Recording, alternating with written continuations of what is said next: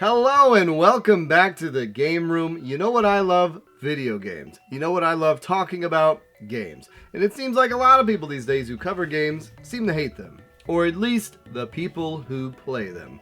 Well, that's not me, and that's not the 5,148 of you beautiful people checking out this video here today.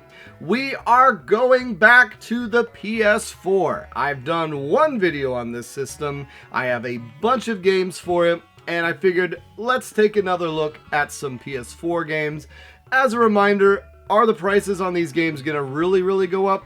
Yeah, because all prices do go up, but more or less, I didn't have that much time this last week to play games. I had a trip that I had to go out to Texas for out of nowhere, but I'm back, and we're going to talk about some games here, so if that sounds interesting to you, let's check it out.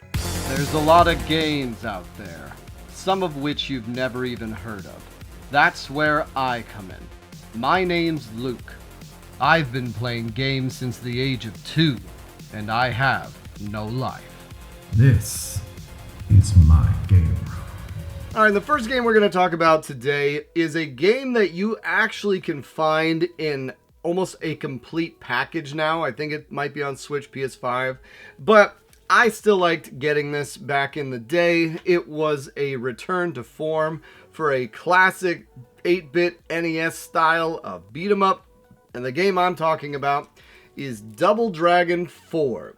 So this game completely ignores all the other Double Dragon games like Double Dragon 5, Double Dragon Neon. You know, it's funny how much they struggled to make a decent Double Dragon game after Double Dragon 2. Even Double Dragon 3 is very weird. That's the infamous Bimmy and Jimmy. What Double Dragon 4 does is it pretty much plays just like an NES game, so they did a similar thing like when they made Mega Man 9 and 10. I don't know if it actually would run on an NES, but it was limited to a similar moveset, though they do have some secret moves and things you can activate with the controller. It's a long game too. I want to say it's like 12 stages. It's fun to play in co-op. It's another game that Jen and I played.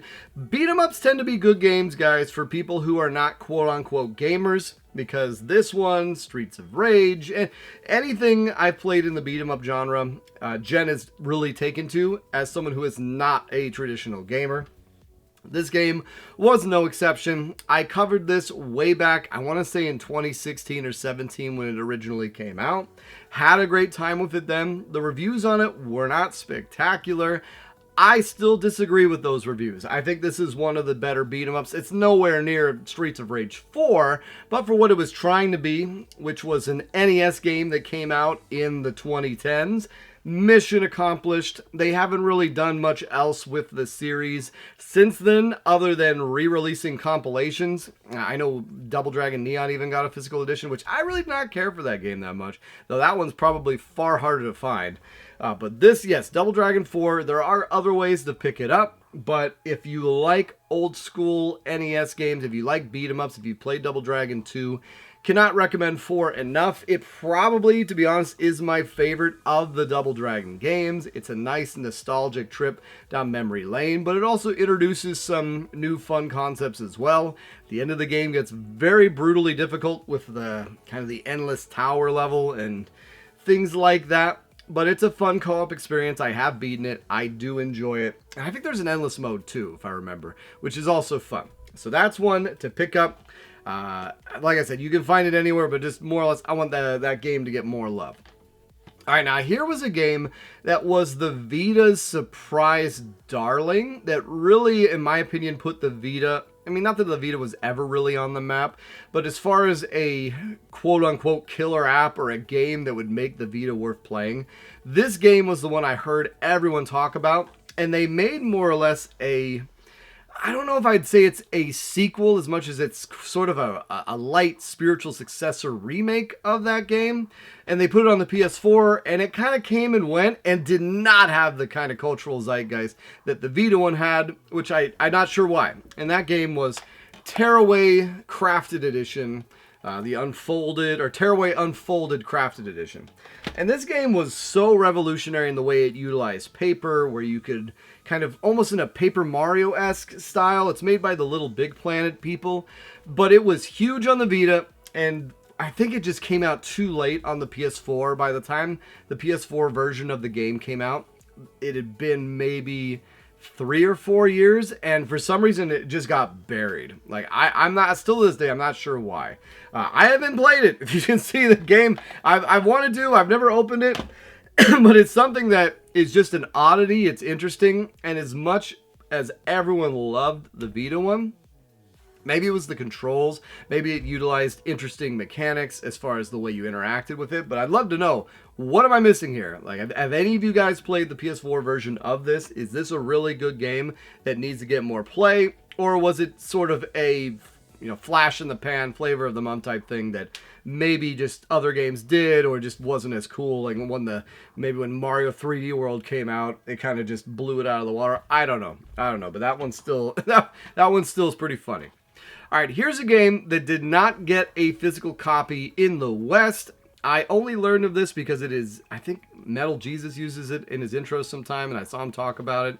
And it was a game that I had on my radar. I wanted to pick it up, but the only one that had English on it was like a really obscure Korean release that you could not find. And finally, I just pulled the trigger on it one night, and that game is Alien Nation. And what makes this so cool is it's a very graphically cool looking twin stick shooter where you're going through various different locales. It reminds me a little bit of that other game that was download only. The name's escaping me right now, but it kind of played like a modern Desert Strike. I'll show some footage of it, but going around and it's kind of like heavy metal, something. Anyways, but yes, this game just looked incredibly interesting just from the footage I'd seen. I saw him talk about it, and I'm like, you know what? I want to pick this up. It's around $45, which seems expensive, though it's just continued to go up. And it is very, very hard to find. If at any point look up because it has to be the Korean release, I believe, to have the English on it. It's just a twin stick shooter, nothing crazy. A fun afternoon type game, but one that I wanted to have. Like I said, I like having physical copies, and if I can avoid doing a download only game, I'm going to, even though most of these things are just discs that unlock codes that have to be updated to hell. And anyways, but yeah, that's what I wanted to grab. Now, this was one that you can find one of these games everywhere, but I think the other version, the other game on this is still pretty much locked on this compilation. And that is the dual pack of Limbo and Inside Man. Inside. And they're both very haunting, sort of surreal games, 2.5D type thing. Limbo was one of the original indie darlings back in 2008, 9, 10, that kind of thing, where it really put that downloaded game on the map as far as consoles were considered. And then Inside, by all accounts, is a superior game, but it does not have the same sort of reach. And one of those things where I've played Limbo. I covered Limbo back in 2018. I still have yet to play Inside, though from all accounts, I've heard that Inside is a superior game. And I think they've made another game since then. I'm not sure. My knowledge on some of the indie scenes is not as strong, especially if there's not a physical release. But a really cool compilation to have. I know you can get Limbo on a compilation on the 360, but I would recommend getting it on this package to get it with Inside, because once again, even though I haven't played Inside, I've heard such great things about it, and that is one to definitely grab, as it's not super expensive. I've seen it all the time for $10, $15, but a solid one to have, and a piece of gaming history as well, if you are like me and you like to have a smattering of sort of those big moments in gaming when they came. Now, speaking of big moments in gaming, this one's kind of on a downslide, though to be honest, I do not think this game is as bad as people think it is, or as people say it is. Yes, I know it had a rough launch. When you saw the trailers of it, it looked one way, then when you played it, it looked another way. And as far as the pedigree of the series goes that it came from, yes, it is a step below. Though, to be honest, I probably enjoyed it more in the third game, and that is Mass Effect Andromeda. I know, shocking, right? I'm talking about this. Originally, this was supposed to open up an entire new Mass Effect series, but it was so poorly received that it basically died on the vine. And honestly, BioWare has pretty much died on the vine since this came out, because I think after that they did Anthem and then Dragon Age the Veilguard. And there's a new Mass Effect coming out now, which we'll see how that is. But the whole premise of Andromeda was in a separate not separate timeline, but in a separate mission, you had an entire set of humans and all the other races going off to the Andromeda galaxy, which is the closest galaxy to the Milky Way, and then they were going to explore and see, kind of what's going on, because in their minds they think the Reapers are coming to destroy everything. And that's all cool. I was looking forward to seeing this completely different galaxy, new races, new this and that. And when you get out there, you actually have a very, very good combat system. The combat in Andromeda probably is better than any of the other Mass Effect games, and I'm not lying. It feels great. As great as the combat was in Mass Effect 3, this one takes it to the next level. Everything else, though, is definitely subpar as far as the decisions you make, the choices you get, the settings in general. Another thing about Andromeda that's strange is that, yes, you are going to the Andromeda galaxy, but somehow there's still people that from the Milky Way galaxy are out there, and then you only run into one new race, which just, it seemed like a cop-out. It seemed like you have this big premise, but then you don't really follow through on it. But at the end of the day, I still enjoyed it. I thought the story was decent enough. Because Mass Effect 3 was such a disappointment with the ending, it was nice not having that baggage carrying over from the previous trilogy, where it felt like a fresh start could happen. But yes, there were glitches. There were glitches galore. It didn't really affect my playthrough. There were times where I would see invisible people out in the distance or a guy up in the air. More often than not, they were just funny things. It didn't really break the gameplay. But it did not really deliver on the premise of a new galaxy. It just felt like a new corner of the Milky Way with a new race.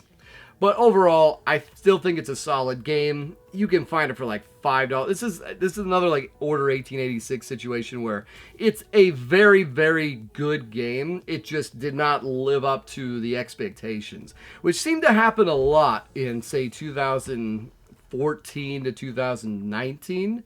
And I feel like now we are looking back fondly at the time. Now, at the time, I wasn't that harsh, but we are looking back fondly at those days, because the slop we get now, oh my god. And the next game we're going to talk about is very emblematic of that, and I believe it just got a remaster, and it's finally, in my opinion, starting to get some of the flowers it deserves. And that game is Days Gone. Days Gone is a surprisingly competent open-world zombie survival game. The hordes that come after you in this really are blood-pumping. The storyline is decent enough. It had such ridiculous reviews when it came out, which is very emblematic of that time. They did a remaster of it. I think there's a physical PS5 copy, but either way, this is a game that just has to be played. If you're over open world games, sure, there's not that much here. If you're over zombie games, I can see why, I might seem a little tired. I was very tired of zombie experiences too. But if you like things like Ghost of Tsushima, this is just that kind of freedom, open world environment. The zombies and then the human enemies will interact. You'll see basically zombie bears take on the humans, the way the hordes manipulate, the gunplay, driving on the bike, opening up the map. Like, it's a very cool game. It's a very cool game, and in a scenic Oregon setting with trees and Crater Lake playing a role. I don't know. This is a game that I really enjoyed back when it came out. I still enjoy it to this day, and I'm finally starting to see the gaming world come around on this game. Once again, the reviewers shot it all to hell. Unfairly, in my opinion. Yes, the storyline's a little predictable. Yes, it is a little much with some of the things that happen. You can see them coming a mile away. But I think people don't quite understand that the point of storytelling sometimes is to be predictable. It's one of the reasons why Clair Obscur Expedition 33 was such a success, is because if you are smart enough to see the clues, or if you see things where they're coming, and then it does come to fruition, there is an immense amount of satisfaction in seeing that happen. Yes, subverting expectations can be nice, but it's also a parlor trick. You can only do it so many times. You can only have the Red Wedding so many times. You can only do the Eddard Stark so many times. Versus the Legend of Zelda, you know Ganon's the enemy, you're going after him, you defeat him. Or in Superman, you know he saves the day. Or Batman defeats Joker. Like, yes, it's the journey that matters, but the destination needs to be satisfying. And that's kind of I feel like the gaming industry started to learn this lesson, or at least some people have learned this lesson, because once again, a game like Expedition 33, once you, some people can pick up what's going on before it happens, but that's not a bad thing. Once again, that's the point of storytelling. Chekhov's gun, putting things out there. Like you want to clue in audience members so that on a rewatch, you can then see it and be like, yep, that was it. Or, oh, wow, I missed that. Anyways, I digress. Days Gone, great game. Pick it up. I highly recommend it. All right, speaking of a game that is just dumb fun, this is on every system. You can get it on the Switch. You can get it on Xbox. Probably even on PS5. But I liked playing it on the PS4. And that game is Maneater, the Jaws game we have all been waiting for. Though I hear Jaws Unleashed on the PS2 was pretty good. I played the PC port of it, and I didn't have a computer that could run it very well, so I didn't have a great experience. But anyways, Maneater, you're playing as a bull shark, not a great white shark, though if you look into it, bull sharks are apparently much more dangerous. And in this game, you're going through this Florida environment, and you pick up collectibles. It's basically an open world collectathon type game where you pick up mutations and then you can mutate yourself to take advantage of those. Almost like in the game Evo, where you can give yourself more of a bony head or more fins or this or the ability to jump or whatever. And you just slowly but surely eat your way, terrorize your way. You have these boat captains coming after you that are tougher, like there's like number 1, 2, 3, 4, 5, 6, 7, 8, 9, 10, that kind of thing, and they each have a name. But then you destroy the boats and you eat them, and it's really paper thin plot, really stupid premise, but very fun execution. This game, famously, I have a copy of it to give away if I ever figure out what the hell giveaway I'm gonna do is someday. So yes, one to pick up, one that is very, very cool, dirt cheap, and it's on sale all the time too. But man, I had so much fun with Maneater, and I think you guys will too. Not a great game. I have a full video on it from like back in 2020, 2021 if you want to know my extended thoughts. But really stupid fun, and I'd pick it up. All right, another PS4 exclusive that's made by Sucker Punch. And this was the last game in the trilogy, which this game really doesn't have much to do with the previous two, which I think was part of the problem. But one that's still a lot of fun, I covered it on the channel earlier, and that is Infamous Second Son. So this was a game that came out very early in the PS4's life cycle. I think that partially hurt it because it came out before a lot of people had a PS4. And also it suffered from the fact that Infamous 1 and 2 were great games. They really broke barriers in the way you could have an open world game with sort of that Assassin's Creed movement style. In my opinion, a lot of open world games that are not GTA clones, but you go around, like the Prototype, that kind of thing, take inspiration from Infamous, the way you can free run throughout the world, and then just having really cool powers, an interesting system where you can be good or bad, and then having that reflect on your character with either the red lightning or the blue lightning. Well, with Infamous Second Son, they kind of changed the script, and they had you playing as a completely new character, completely new power set, and in a new area. And the story's a little weak. It starts off, I think you're on an Indian reservation. You find out you have powers. Like people who have powers have almost become second class. Like this is way much heavier than the subject matter of the first game, where you're just a dude delivering packages. You find out you get electricity powers, and then you start running amok, or you start being the protector of the city. In this game, the smoke powers, the fire powers are much less interesting. And as you go throughout the game, instead of having the ability to see like blue smoke, blue fire, red fire, that's a cool gimmick. That's a cool nuance. Instead, you get other powers like video power and audio power and more or less versions of electricity and or neon power. Like it's just it gets to be a little too much. In the first two Infamouses, you can basically repower yourself by taking power out of generators or out of lights. And in this game, in order to have them have, smoke power or neon power or video power, it just gets a little bit much. I think the other one's iron or earth power. I don't know. They did too much. You gotta have just one feature set and then make it distinctive. Instead, they threw everything in there. And then after that, they did nothing. I think after Infamous is when they went to either... I always confuse Insomniac and Sucker Punch, but I think they're the ones doing Ghost of Tsushima. But still, as a game, and if you like the Infamous series, it is a step below the first two, but it's still a really fun game. It's got great movability. Now, some of the side content they put in there, like spray painting this and that, gets a little cumbersome, so my recommendation is to ignore a lot of that stuff and just stick to the main story. The story is strong enough. The powers, yes, I complain about them being weird and not distinguishable, but they're cool. Like going in the neon power is very cool. The video power, like having the ability to do that is nice and all, but just not nearly as good as the first two games. All right, getting down to the last two. So this game is just one that I had no idea existed. Somehow it ended up in my collection, and then now more and more people are talking about it. And that is Schoolgirl Zombie Hunter. So it's by the Onichimbara people, I believe, or at least it's set in the same world. And it's exactly what you expect it to be. But unlike the other games where you're using swords, I think the main gimmick in this game is that you're using guns. Now, obviously, this is something that is most likely gonna go up. I did see it at the local gaming, the Roseville Gaming Expo. I saw one copy of it. I think it's around $35, $40. I want to say I got it around $15 a while ago. But yeah, if that game looks interesting to you, grab it, because that is one of those games that's probably gonna be harder to find and expensive on the PS4. And if you want it, you should probably pick it up now.